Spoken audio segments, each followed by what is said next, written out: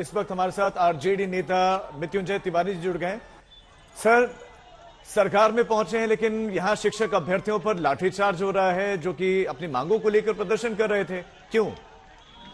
देखिए, अभी तो सरकार बने हुए 15 दिन भी नहीं हुए हैं और लगातार हमारे नेता माननीय उप मुख्यमंत्री श्री तेजस्वी यादव जी का ये यूएसपी रहा है कि छात्रों, नौजवानों, तमाम शिक्षक अभ्यर्थी जो प्रदर्शन कर रहे थे सबके साथ वो खड़े थे, खड़े हैं, खड़े रहेंगे और उनके साथ न्याय होगा।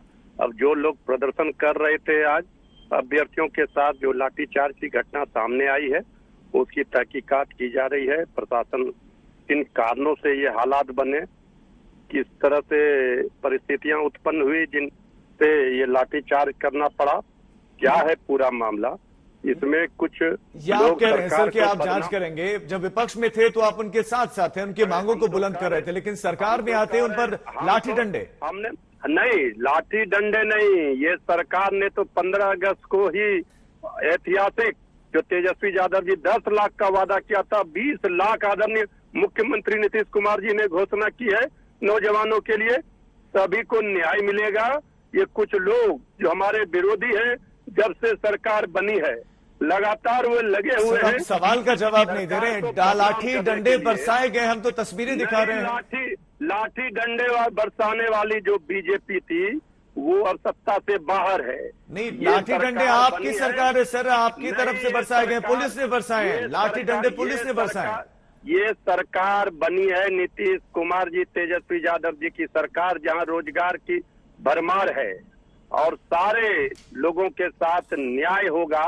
जो भी लोग लाठियां बरसाने का काम किए हैं, ये किन परिस्थितियों में हुआ है, कुछ लोग ऐसे तत्व घुस करके उस आंदोलन को बदनाम करने के लिए अगर आप इस वक्त आज तक देख रहे हैं तो आप इस वक्त तस्वीरों को देखिए सर, तस्वीरों को देखिए। सड़क पर हैं प्रदर्शनकारी, हाथों में झंडे हैं और पुलिस वाले दौड़ा दौड़ा कर मार रहे हैं उनको। हम बहुत सारी तस्वीरें दिखा रहे हैं। तो खून तो नहीं बरसा रही सरकार, बिल्कुल पुलिस वहां पर डंडे बरसा रही है, आप कह रहे नहीं बरसा रही। हमने पहले ही कहा ये नीतीश तेजस्वी की सरकार है, यहाँ कानून के तहत ही सारा काम होगा। जो लोग इस तरह के आंदोलन को बदनाम करने के लिए इस तरह का काम भीड़ में घुस करके, आंदोलनकारियों के भीड़ में घुस करके किए होंगे, उन पर भी कार्रवाई होगी।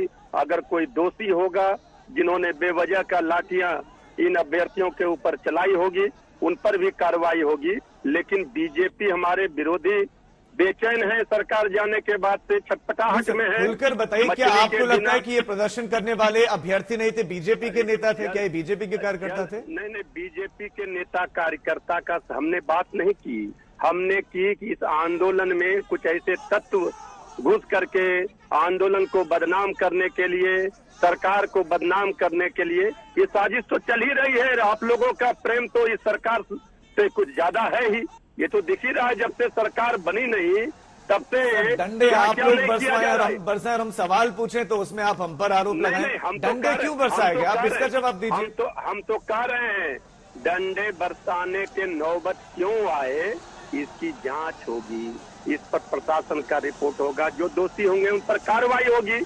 लेकिन जो सरकार बनी है नीतीश कुमार जी, तेजस्वी यादव जी की सरकार में किसी के साथ भी, चाहे नौजवान हो, किसान हो, माताएं, बहनें, मजदूर, गरीब, सबके साथ न्याय होगा और सबके चेहरे पर खुशी है। सर, वाटर कैनन का इस्तेमाल किया गया, लाठी डंडे चलाए गए, लेकिन आप कह रहे हैं कि सबके साथ न्याय होगा। क्या प्रदर्शन करने वालों के साथ ऐसा सलूक होता है? सारे लोग, बिहार की जनता को, जनता के चेहरे पर खुशी है ये सरकार बनने से, लेकिन बीजेपी और मीडिया हाउस के कुछ लोग दुखी हैं।